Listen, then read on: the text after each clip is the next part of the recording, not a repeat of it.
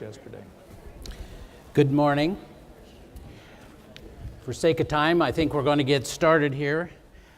We only have about an hour and 15 minutes to get all of our information covered. I'm Jim Wyant with the U.S. Department of Education, an institutional improvement specialist in the Kansas City region. And my colleague and presenter is Brian Bender, who is also an IIS from the Dallas region. And we're here today to talk to you about program review essentials and the top 10 compliance findings. This is a two-part series. The first part is going to be the basics of the program review process, which I'm going to cover. And then the second part is the actual top 10 findings from the program reviews and compliance audits, because both of those pieces, the findings are very much the same and they overlap. And Brian will be covering those. So that the last part is really going to be the meat of the presentation in regard to what findings are. For those of you who have downloaded the slides, there's a bonus section at the end of that presentation that we will not get to today, so it's provided to you as resources. So I suggest that you actually copy off the presentation so that you have access to that information. Most of the content I'm going to go over directly comes from the Program Review Guide for institutions. Actually, the 2017 one is available, and it's on IFAP. Let me see a show of hands of how many of you knew there was a Program Review Guide on IFAP. Let me see your hands. Okay, good. That means that you are aware of it. Those of you who aren't, now you do know, so you should probably go into IFAP and start reviewing that. There's also information about program reviews in Chapter 8, Volume 2 of the FSA Handbook, so I would suggest that you look at that as well. Specifically for the 17-18 handbook, it begins on page 2-205 of Volume 2. Again, 2-205 of Volume 2. Now, what is a program review? Program reviews are a way that the department confirms schools are meeting compliance requirements and to determine if an institution is financially and administratively capable. We look at academic and financial records and interview staff. It's one of the ways we evaluate the school's ability to provide services to students, and through that process, it may be a way for you to get additional staff. That has been a recommendation of some program reviews. So that can be a plus for you through a program review if you've been trying to get staff and your upper administration hasn't been favorable to that. The program review process may involve suggesting corrective actions that may help improve future institutional compliance. That's also a plus for you, to bring you more into compliance than what you might be at the time. It's all about being prepared. Be sure that you're reconciling your financials every month in regard to Title IV. Keep files organized. Have a clear audit trail. That's extremely important when a program review is done. Your files need to be well documented. Periodically do internal file reviews and review your consumer information and disclosures. Don't wait for your annual audit to be done or a Department of Education program review. Do your own internal, and then when those activities occur, you will be prepared for them. Stay updated, read the IFAP updates, and attend training.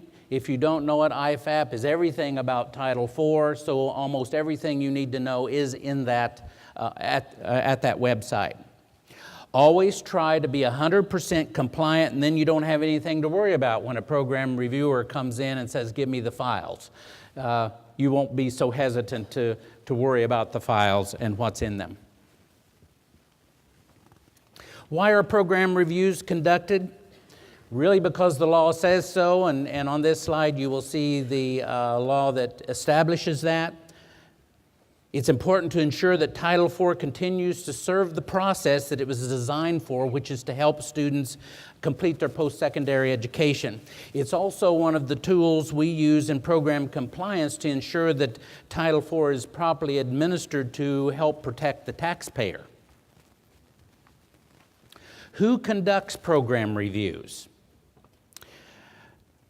Program compliance is a big unit in the Department of Education. There are around 1,500 employees in Federal Student Aid, FSA, with program compliance as one of the business units.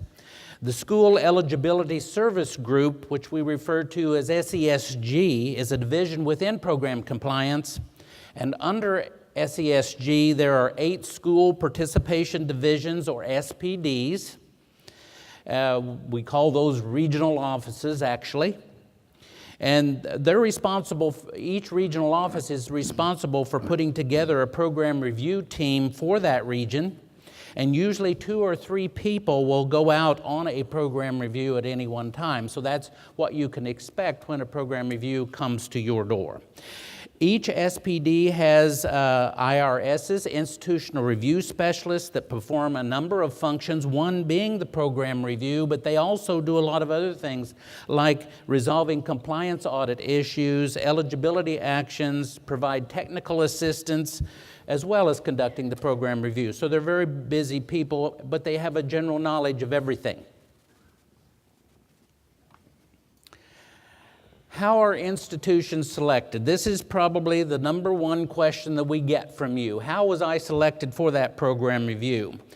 Basically, the law specifies the priorities for selecting institutions, some of them being the default rate greater than 25% or higher. Title IV expenditures are going up and down, fluctuating significantly. If there are any deficiencies that have been reported to the department by your state authorizing agency or your accrediting agency can be a flag there. If you're reporting a high withdrawal rate, that can do it. Other red flags are deficient or late audits.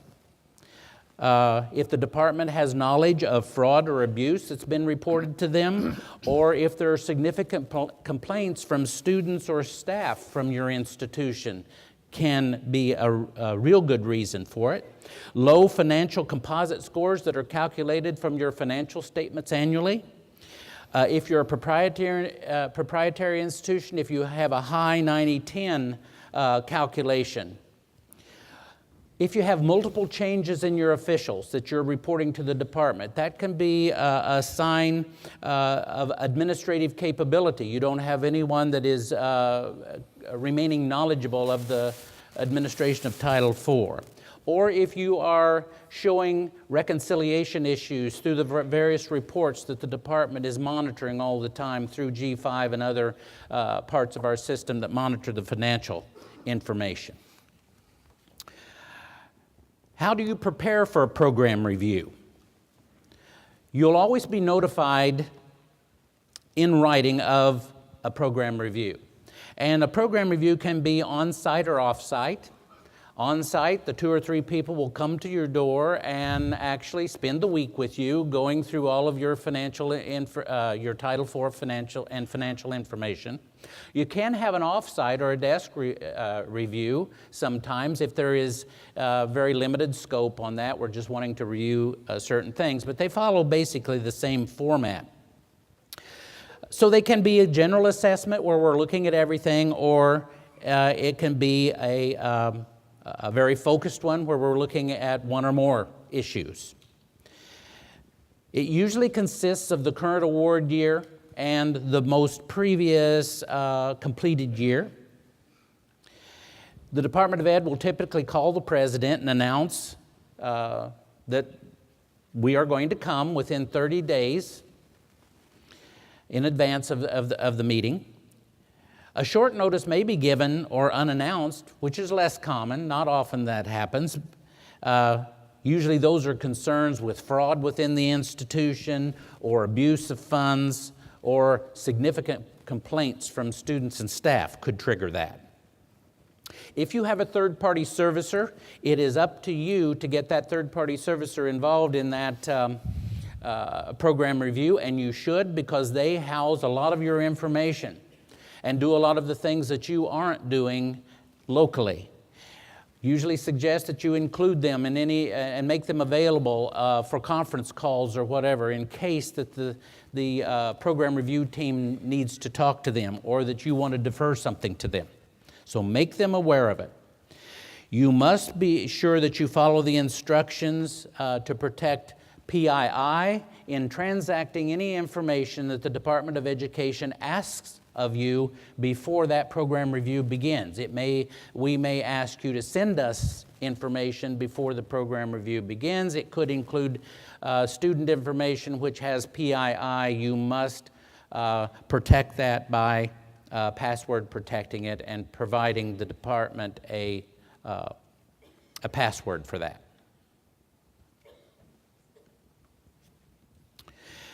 It'll begin with an entrance conference. After the 2 or 3 people of the team shows up, there will be introductions, names, roles of the people involved, and the team will want to identify the significant contact person of the institution that they can communicate with on a regular basis instead of everybody.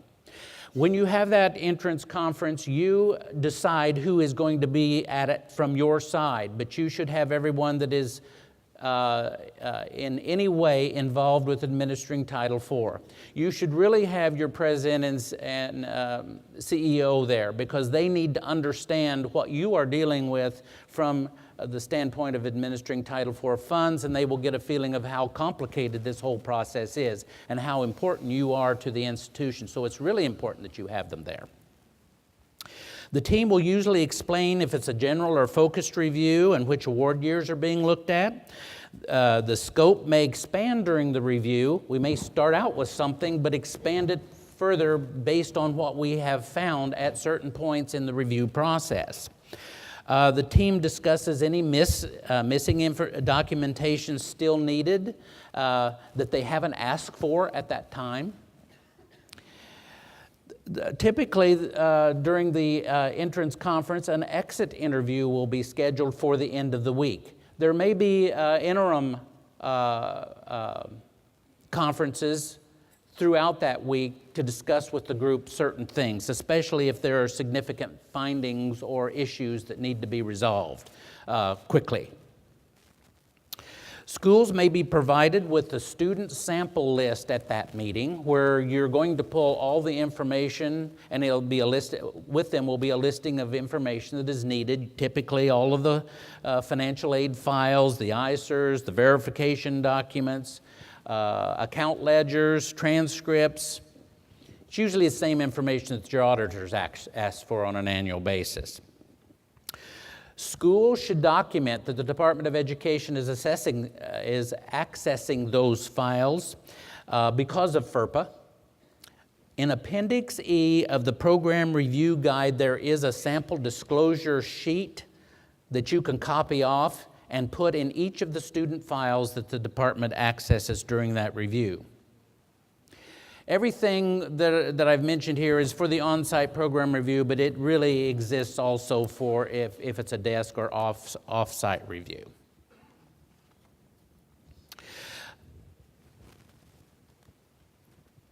Some of the things that we're going to look at during that program review, either before or during, and you'll notice the first bullet there, Catalog, Procedures, Handbook. That's a very important one for a program review for the team to initially look at. Often they will look at that long before they come to your campus, because we want to know who you are and what you do, because every school is extremely different in the processing of Title IV. So we have to have a feel for who you are, what your programs are, and all of those kinds of things. Usually you will provide a link, because most of you have that electronically, and we'll look at that link, and so don't be hesitant about providing things electronically to us for those purposes. Schools must be provided unrestricted and timely access to all your documentations and all your systems that are related to Title IV. So expect that. Usually you will develop a temporary username and password for any of your electronic systems that will be used during that time. Your policies and procedures are reviewed extensively. Policies are statements of intent by the institution. They are general in nature. An example will be, we will issue credit balances within 14 days. Well, that's a general statement. That's a general Title IV policy. You're stating as it is a policy for you because you have to. That's just an example. There are many, many more, of course. Your procedures are specifics of how you meet that policy. And in this case, the bursar will provide a list of credit balances to the financial aid office to review on a weekly basis. We will look at those things for all of those things that are required to be compliant for Title IV. The institutional elements that we're going to be looking at. Are you an eligible institution? To be an eligible institution, you must have state and accreditor approval, so we'll be asking for those documents that prove that you are. Are you administratively capable? Do you have knowledgeable staff? We look at prior audits to see if there are any findings there and if you've resolved those audit findings. And have you developed a corrective action plan? Because as you will notice, when Brian talks to you about the actual findings, your audit findings are very similar to your program review. So if they're happening, you need to put a corrective action plan in place. If you have a program review, you've resolved maybe a lot of these things. Are your programs eligible? Many times academics will bring up programs and you will just accept them from academics and start providing aid for them.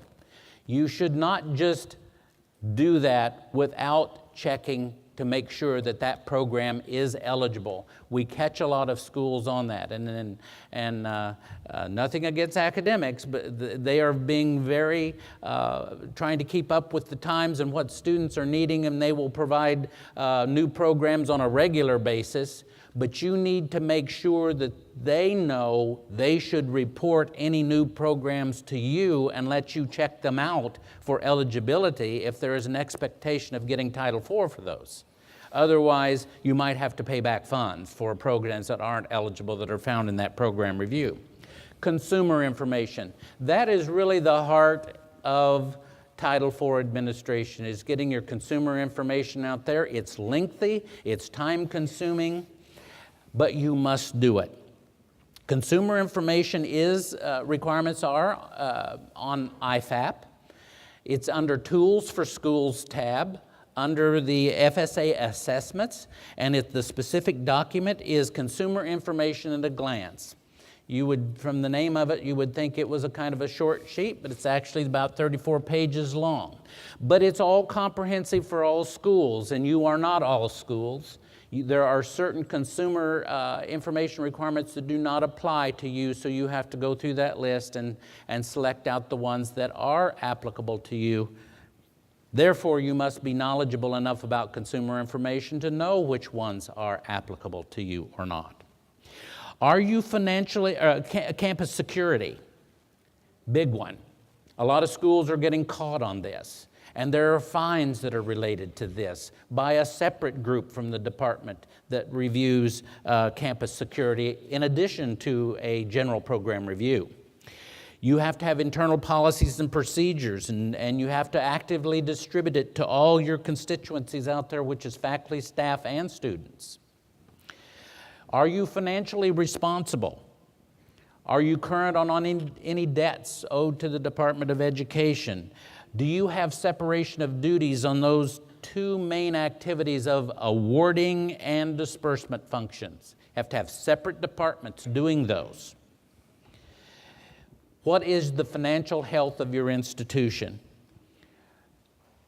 The program review group will do a physical review. They will look at how you are managing the funds through your federal accounts, through G5, And are you reconciling on a monthly basis, which is a requirement of participating in Title IV? Are you keeping all those documents available for anyone to see? You can't just say, I am reconciling.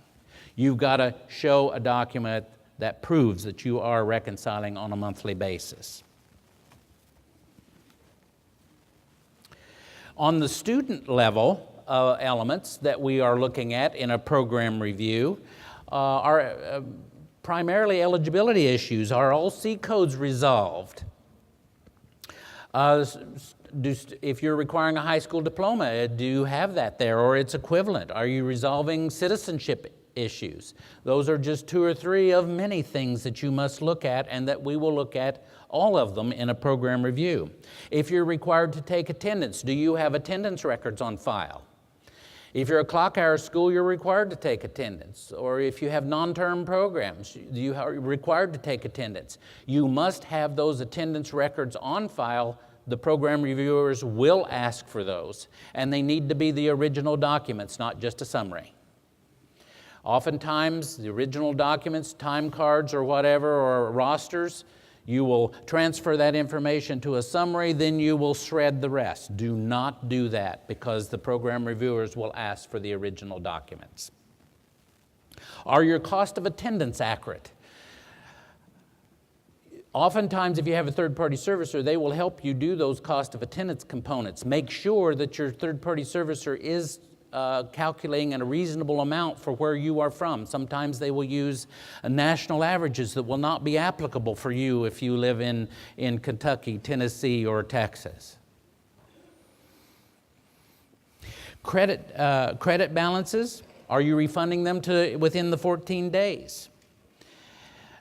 For a program reviewer to know that, you should have a ledger card that shows when funds were dispersed and when credit balances occurred. Therefore, that a ledger card should have a running balance. That's the only way that you can really tell when a credit balance occurs, and if it was the time that it occurred, and if you are dispersing it to the student within 14 days. Our enrollment status is calculated correctly: full-time, part-time, three-quarter, or half, and is the Pell and Loan programs calculated based on those potential prorations if it's less than full-time. Professional judgments, do you have the appropriate documentation there for dependency overrides, for projected year income if you're using that as a professional judgment? All documentation must support your professional judgment. It must be an official process that you have in your policies and procedures as well. Are R2T4s calculated correctly? And are you returning those funds from the R2T4 timely and appropriately? Are post-withdrawal disbursements documented in your file, that you've offered that to the student and they have agreed that they want it? Is everything calculated for the R2T4? Is everything calculated based on scheduled attendance and not actual attendance? This is a big error out there on R2T4s. You will calculate how many days the student attended and use that versus how many days they should have attended. Clock hour will do the same thing. You will use the number of hours that the student actually sat in class to do your calculation versus the number of hours they should have been there.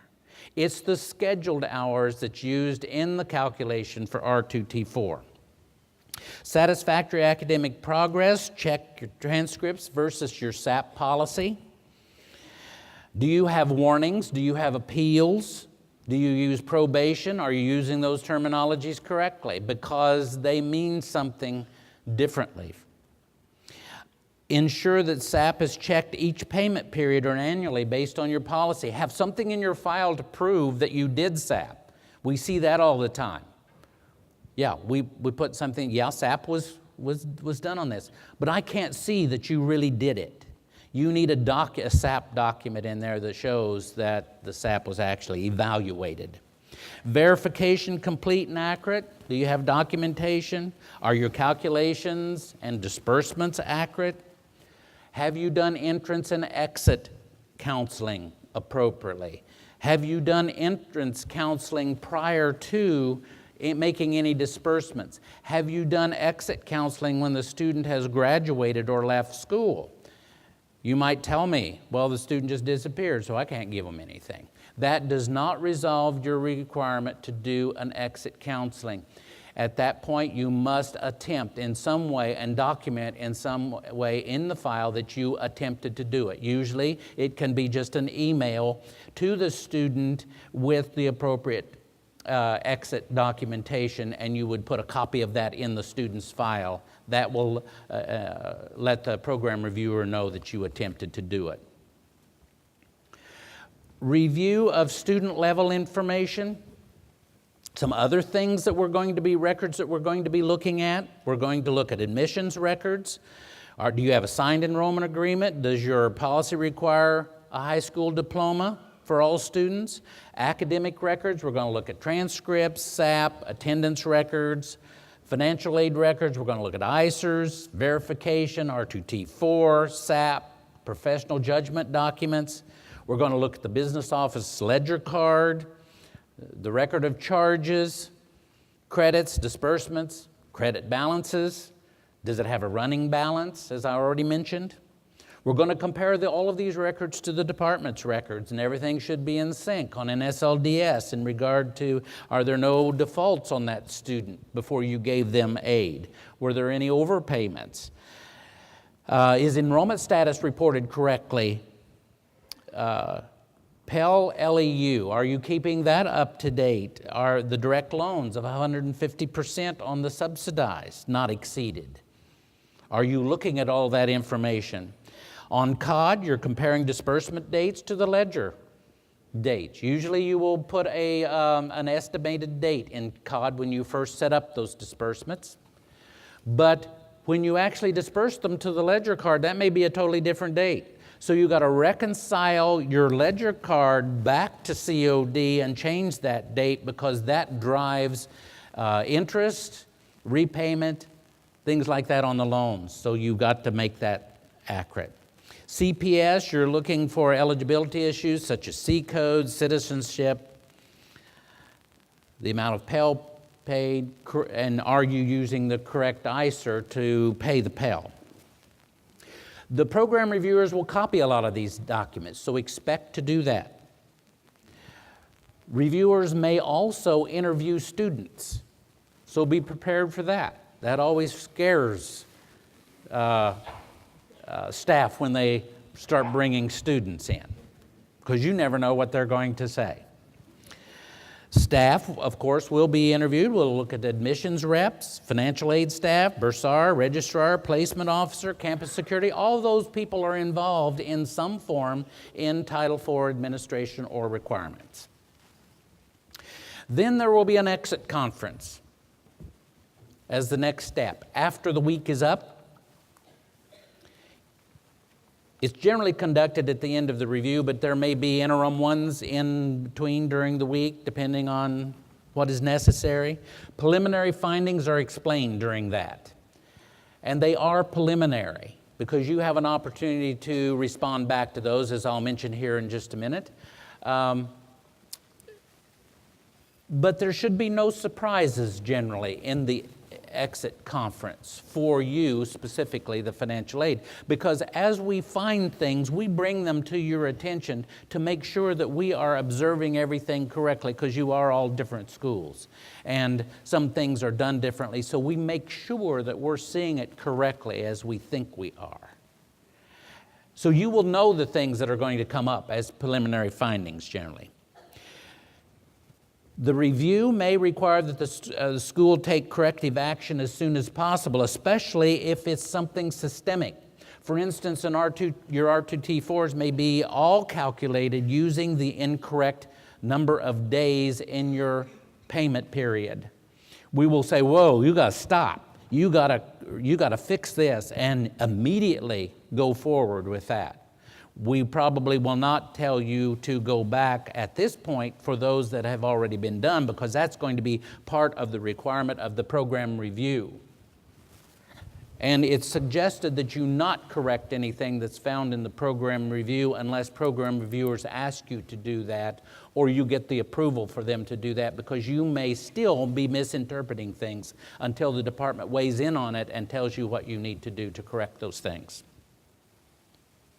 And then the next steps are going to be reviewed with you at that exit interview.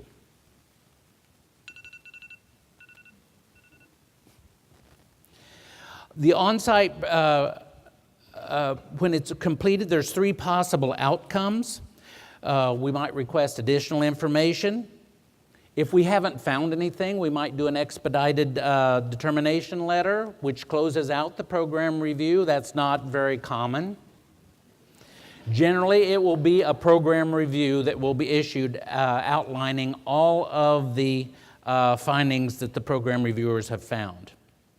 We might request additional information after we go home as a team. The lead reviewer will generally contact that main contact, which is the financial aid director. You'll typically have 30 days in which to give any additional information back to us. If you don't respond appropriately to any additional request, it can have detrimental effects to you. The program review team might have to go back out. You don't want to have that happen. So respond timely back to any request that the program review team asks. If you don't respond back, it can also be grounds to be referred to the Administrative Actions and Appeals School Group for administrative action. If that happens, typically they will shut off the funds to the institution until all that issue has been resolved. The expedited determination letter that I mentioned doesn't happen too often, but this slide kind of gives you some information about that. The sample template is in the program review guide. Then the program review report is issued eventually, usually within 75 days of the conclusion of the program review, unless additional information has been asked for. And if that happens, that is a sliding time frame. But this slide gives you what the components of that is. It'll have a cover page, table of contents. It'll give information about the institution, what kind of institution you are, the scope of the review, the preliminary findings and required actions that you are to do, recommendations, and any appendices and enclosures, which can be very extensive.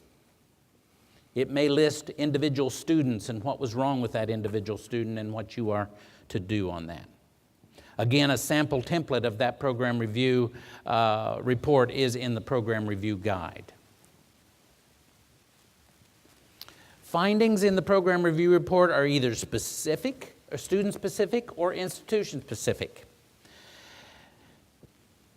As I mentioned in the appendices, we can have individual students that said you didn't do the R2T4 correctly on this student, and this will have to be corrected. If it was extensive or systemic, it will say that all students need to be reviewed. You need to do a file reconstruction. That oftentimes, when on the previous slide it was or on the future slide here, it will say that you have 30 to 90 days to respond back. That will make a determination of how long you are given to respond back. The fewer file reviews you have to do, the less time you have to respond back. The more file reviews you have, the longer you're given. That's logical, because you're going to have to do a lot more work. School findings are going to be generic in nature, generally policies and procedures that you're going to have to, but there can be some financial liabilities or fines related to those.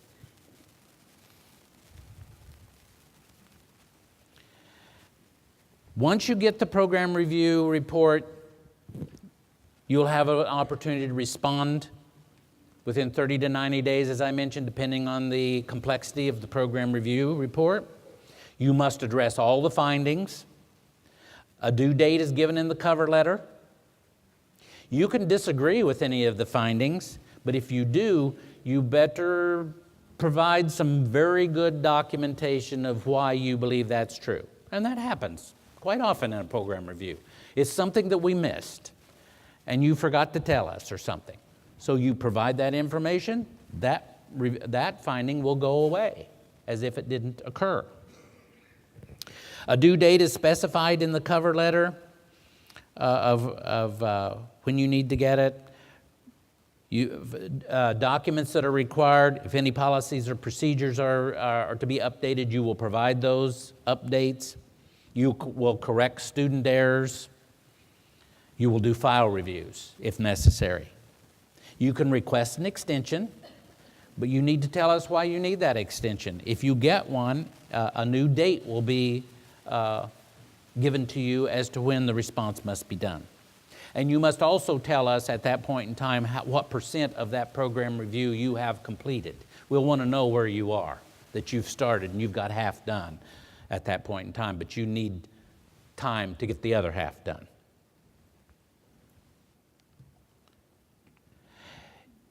It may be that the department will follow up with you in regard to how you have responded. If the school responds timely, no further action is needed. But if you don't respond by the due date, or you haven't provided missing information, or your responses are rejected, then the team is going to follow up with you and try to resolve those things. Many times that's problems with documents from files. Usually you'll be given another 30 days is the time frame on those. Then the FPRD, Final Program Review Determination, is done after your responses have been given and we're satisfied with your responses. They will be, all the findings, remaining findings, actual findings are identified in that FPRD. School needs to follow the repayment instructions if there is any financial liability. A copy of your FPRD is also sent to your state authorizing agency and your accrediting agency, so be aware that they're going to know what happened here. The FPRD is also subject to the Freedom of Information Act, so anyone can request it. It's a public document, and actually they're put out there in a repository for the public to see now. Not the program review report, but the FPRD only, because the program review report is preliminary. You know there's a lot of changes that can occur there. It may be that no further action is needed as a result of the FPRD, but further actions might be that you have to adjust disbursements in COD, do G5 adjustments, or you may have to pay a liability. And it's all explained to you in that FPRD. After everything is said and done, you've done what you are supposed to do, a closeout letter is sent to you. But all monetary liabilities must be paid and all of that before that's done. Now, if there are monetary liabilities in your program, in your FPRD, those are appealable. And it's also explained in the FPRD cover letter how that's to be done. You need to file those within 45 days of receiving the FPRD. If you are appealing them, you aren't responsible for making payment on those liabilities during that appeal process. You need to look at the program review guide very thoroughly to get more in-depth detail about everything that I've said here today, including payment of liabilities. So that's it. Very simple process, isn't it? So we've covered why a program review is conducted, how institutions are selected, what's covered under a program review. We've reviewed the whole program review process. Now it's time to look at the actual program review findings and audit findings, which overlap. They're very similar. And my colleague, Brian Bender, is going to cover those for you. Thank you. Clicker. Thank you. Is my mic? Okay, good. Yesterday we had a little bit of a mic problem. It was operator error. I was on this side of the mic instead of that side. Happens. I'm extremely happy to be here and get a chance to chat with you. What are we going to talk about? We're going to talk about the top 10 audit and top 10 program review items, as well as items that are going to show up from both lists. So, as a reminder, a school that participates in any FSA program, including a participating foreign school, generally must, there's a word you're going to hear me use a lot, must have an independent auditor conduct an annual audit of the school's compliance with the laws and regulations that are applicable to your type of schools. So what are the types of schools? There are currently 3. Public institutions, for-profit, and then of course nonprofit. So your audit is based on one of those 3. The for-profit compliance audit is conducted under the Inspector General's audit guide. And as my colleagues said, the audit guide is out there on ifap.ed.gov. Most important tool in your toolbox is that website.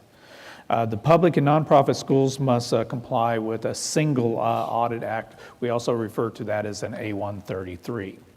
So let's take a look now at the top audit findings. I'm going to go through them initially, and then we're going to take a few minutes and break out some side conversations on each of the slides. So right now, these are the first 5 that are on the top audit findings. So as you can see, NSLDS roster reporting, inaccurate or untimely reporting, repeat findings, in other words, failure to take corrective action. We'll talk about that one a little more in depth. Return to Title IV, we have 2 of those on there, calculation errors and funds made late. In other words, you failed to return those funds timely. And then, of course, verification violations. The next 5 are entrance and exit counseling, something that's been on this list. I've been with the department now almost 20 years, and it's amazing that this one is still on the list. Qualified auditor's opinion cited in the audit, Pell Grant overpayments or underpayments, student credit balance deficiencies, and then of course G5, expenditures untimely or incorrectly reported. Now let's take a look at the top 10 program review findings. These are the first 6, as you can see. NSLDS roster reporting. Crime awareness. I remember probably 10 years ago when crime awareness, also referred to as Clery, came out. I remember when it finally hit the list. It was like number 10 of the first top 10, and now you see it's number 2. And I'm afraid that it's probably going to rise to number 1 in the next couple of years. Return to Title IV, number 3. It's still out there. You would think that with all the guidance and training we give, we wouldn't see a lot of calculation errors. Verification violations, drug abuse, and prevention. We also refer this as Part 86 because that's a regulatory guidance that oversees it. And then, of course, entrance and exit counseling. And then the last 4, consumer information requirements not met, which is a big thing. Student credit balance deficiencies, inaccurate record keeping, and of course, satisfactory academic progress policy not being followed or completely implemented.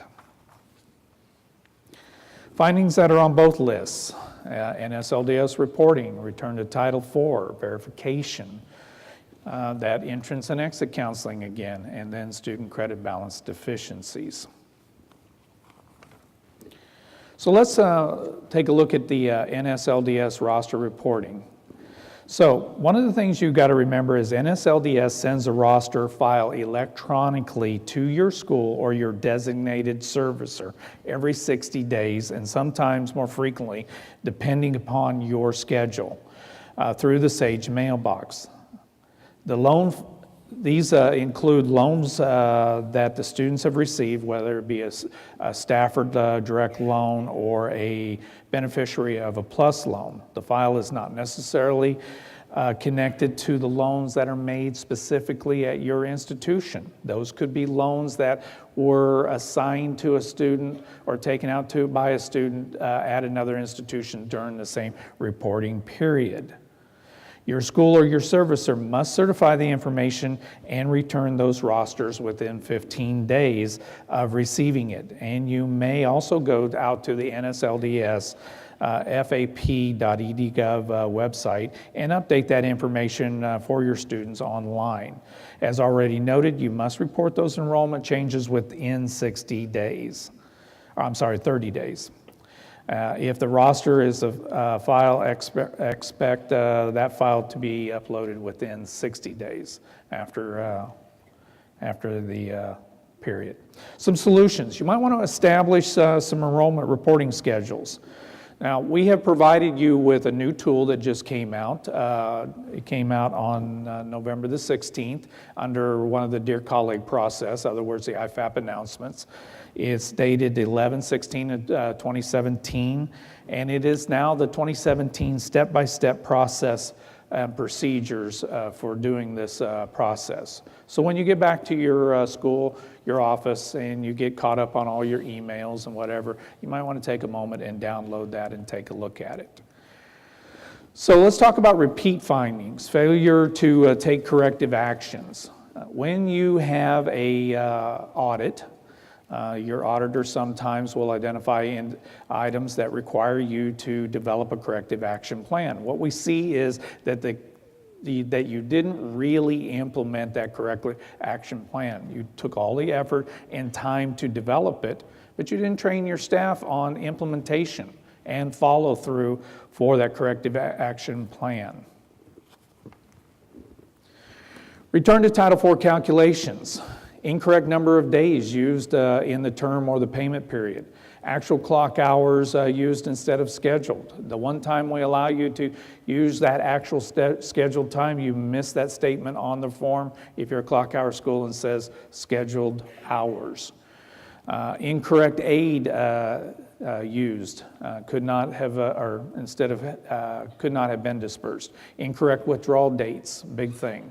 The biggest thing here is if you're using the form that is out on the CPS site for your return to calculation, make sure that you correctly uploaded all of the presets. If you're using a third-party servicer, make sure you provide the correct information to the servicer so that those areas can be correctly done. And once they're done, whether you do it or a servicer does it, do a final review. Periodically do a review on R2T4 that is done either in-house or by your servicer. It's very easy, I know. Sometimes I mean to hit a 3, I hit a 5.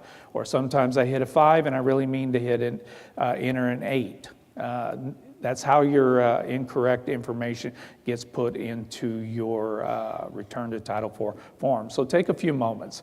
The other thing is, as my colleague says, when we do program reviews or the auditor is looking at it, they want to see your work papers. It's like being back in high school or college and your professor, your teacher says, okay, well, it's great that you got to the answer, but how did you get there?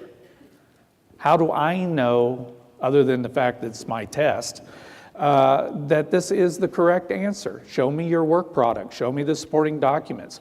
Make sure you and your staff know the difference between what an official and unofficial withdrawal is, because that has a very significant impact on your return to Title IV, okay? Make sure your students understand what an official and unofficial withdrawal is. Because once again, it has a big impact on when somebody in your office does something. And of course, clear communication with all parties involved, whether it be a student, a staff member in the financial aid office, or the business office. Return to Title IV funds made late. A lot of times this occurs because you don't have a tracking system in place to help you track those students, or you don't know when those students withdrew. And all of a sudden you find out that they never showed up or whatever. So have a process in place for tracking those students that have either withdrawn officially or unofficially. Inadequate systems in place to identify or track those official and unofficial withdrawals. Some schools have a process, some of them don't. Some of them say, oh my gosh, I went on vacation, I forgot this student withdrew.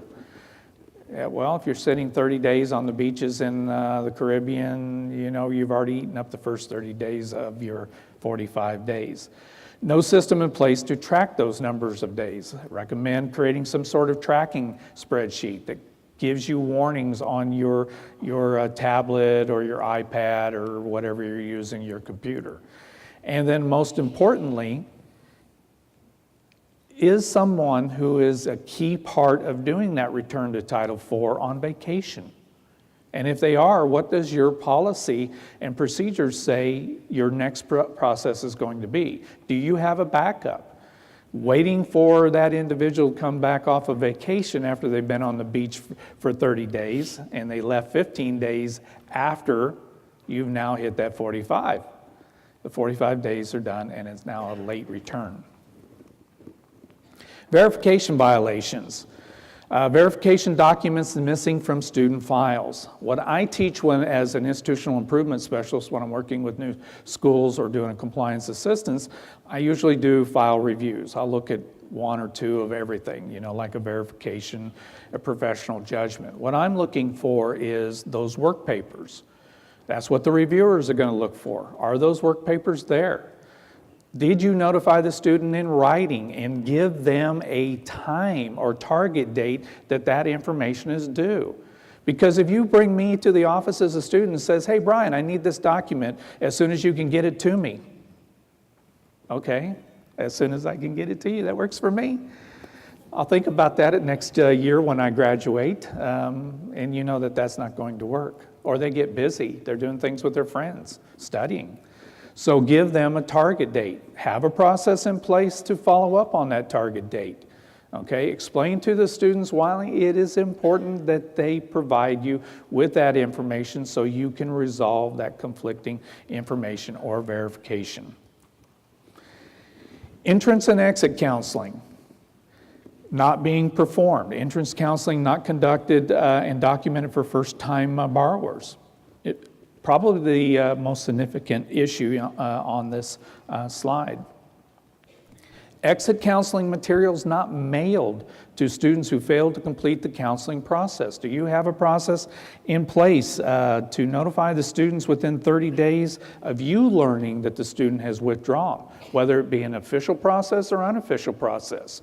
Do you have a process in place to document that you have notified these students, and or if it's an unofficial withdrawal, do you have a process in place to send that student the information that he or she must complete the exit counseling? Okay, how are you tracking that? And of course, did you put a copy of that in the student's file? Make the counseling process part of your return to Title IV process. And of course, if there are multiple offices involved, such as the business office, the financial aid office, communicate. Make sure your policies clearly identify who does what during that exit counseling process. Is that going to be the business office? Is it going to be the financial aid? Or is it a whole nother office within your institution?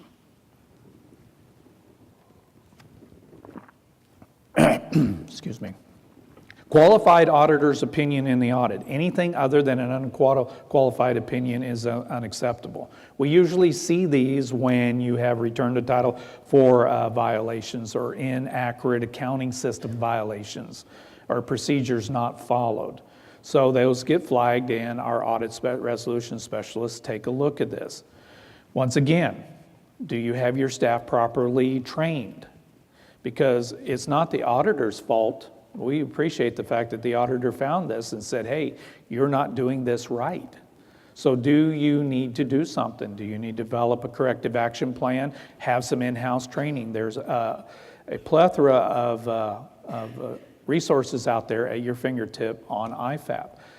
Did you and your staff review the current federal student aid handbook for the current federal year? In other words, this year's 17-18. If you're watching Dear Colleague Letters, there's a lot of stuff coming out for 18-19 giving you some guidance. Have you thought about updating your policies for 18-19, even though we're still in 17-18, so that you're ready to hit the ground running on July the 1st?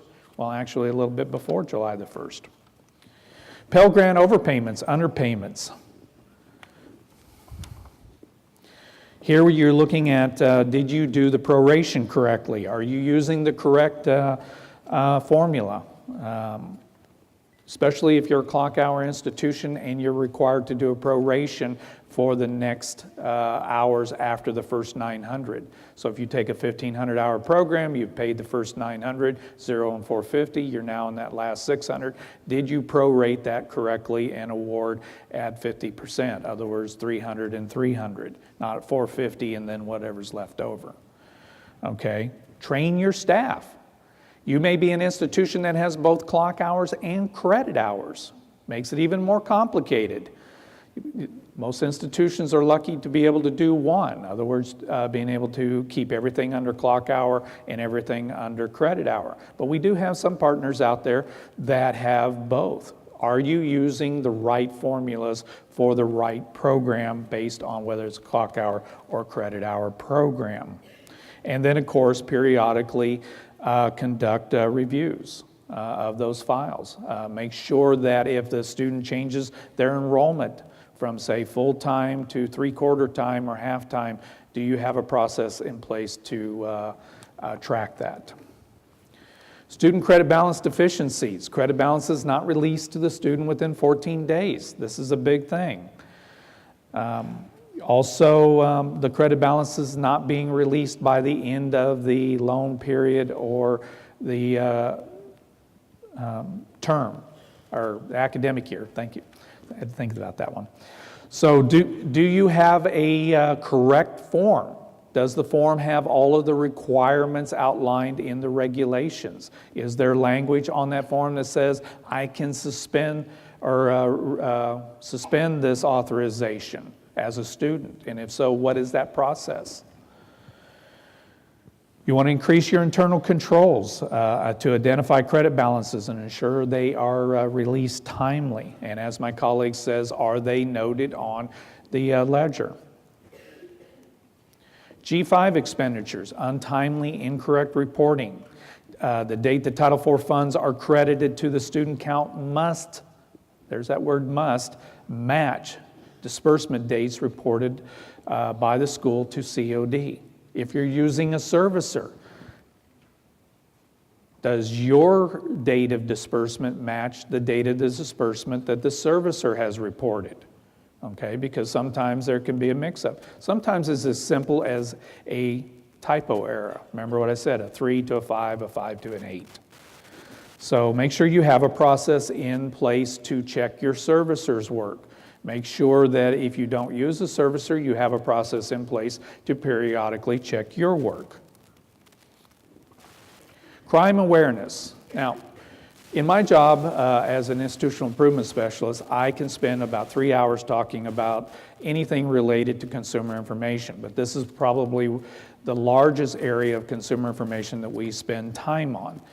The biggest thing is, do you have a policy and procedure to go along with the large number of areas that fall under Clery or crime awareness, Part 86, drug, alcohol, violence against women, etc. So campus security policies are not followed or fully developed. The annual report not published and distributed to the students and faculties and incoming students and current and prospective employees timely. And distributed in accordance with our guidance, whether it is a notification or an actual distribution of the document. Failure to develop a system to track and or log that required categories of crime. Even though you don't have a police department on your facility, there are still some requirements. I highly recommend to you that you go out to IFAP and download the 2016 Clery or Campus Security Handbook. It's about 300 pages. It has 14 chapters, and it addresses everything you need to know. However, there is additional information that you can glean from the Consumer Information at a Glance. I strongly recommend you go out there and take a look at that because it breaks it down even more. You can also go out to Volume 2, Chapters 6 and 8, and take a look at those. So as you can see, there's a lot of information, reference resources out there that we provide to you that you can use to make sure you don't have a Clery violation. Because remember, as my colleague said, This is one of those areas that can result in significant fines. Drug abuse prevention program requirements not met. Okay, failure to document your prevention program. We want to see what you're doing. Missing written statements about standards of conduct prohibiting students for unlawful possession of drugs. What are your counseling requirements? What are your legal sanctions that your institution is going to impose upon a student, as well as the state and federal or local requirements? Because remember, we will provide you with some of the guidance for the federal, but we don't provide you with the state. You have to do a little extra legwork on that yourself. And then, of course, there is a 55-page. It's real easy reading. First half of it only pertains to the guidance. The second part of it are in-house checklists that you can use to evaluate your process. But you can download this handbook. If you can't find it, reach out to your local IIS for your region or either one of us, and we'll make sure that you get a copy of both of these handbooks. But pay particular attention to page 3 through 15 of this handbook.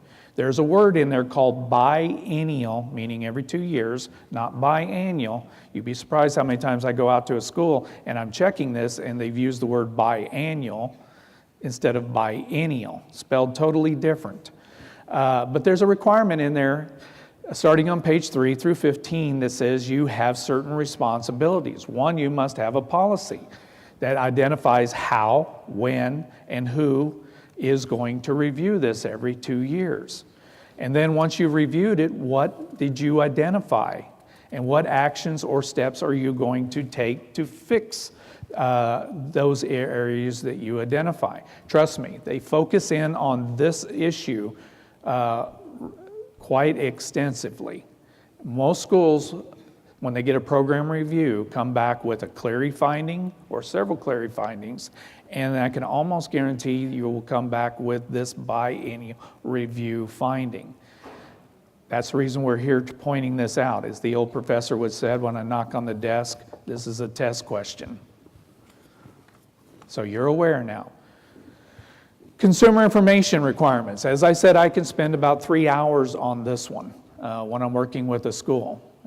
I do my best I can on this. We spend a lot of time looking at the FSA assessments, Consumer Information at a Glance. It's 44 pages. The latest one, unless they've uploaded one since yesterday, is November of 2016.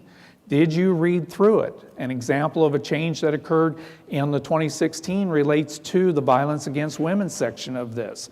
And it says now that you must provide simultaneous notification to both the accused and the accuser in writing. That's a brand new change. And I was just at a school and they missed it. And that's been out as early as, I believe, February of 2016, but it is currently in the November of 2016. Use your other resources such as Volume 2, Chapter 6 and 8 and 7 of the current Federal Student Aid Handbook.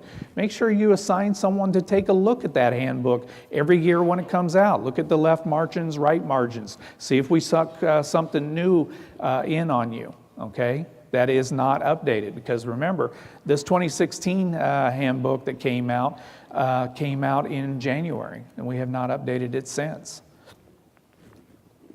Make sure that certain key links are not broken. That is the biggest thing we find at institutions, is that your web links have been broken.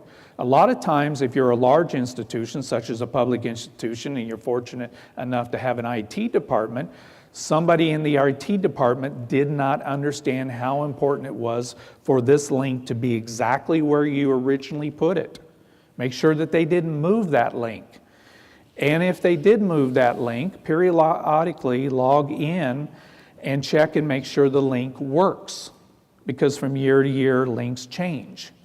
And that's usually one of the most significant findings that we have when we're at a school as it relates to consumer information. Do you have your net price calculator link, and does it work? A lot of times I'll see a link and I'll click on it and it doesn't work. Does your gainful employment link work? And are the required templates inside that link? Having it taking me to a blank page is not working. We're going to look and see if those templates are there. Your College Navigator link, is it there? Does it work? Does it go to your link? So if I'm at, say, School ABC and I click on School ABC, does it bring School ABC up? There's 26 pieces of important consumer information on that website. So make sure that those work. Inaccurate record keeping. A lot of times here it's missing information from the files. It's not that you got rid of a file before the time period. It's missing information. You asked a student for something. Somebody collected that, but it didn't make its way to the actual student file for verification. Or you left out a document such as notification to the student that you've conducted a return and this is the amount of money we're returning on your behalf. So make sure that that is in the student files. Missing signatures or missing or incorrect forms. SAP policy not adequately developed. Make sure your staff knows the difference between a Title IV warning and a Title IV probation. Make sure your students understand how to appeal a loss of Title IV. Do you have good consumer information? Be very careful with your consumer information because you can have what's called cross-contamination. It's where I say one thing in the school handbook, I say something else in the student handbook, I have something totally different on the website. Periodically check. I always advise schools to cross-reference it, have it in one place.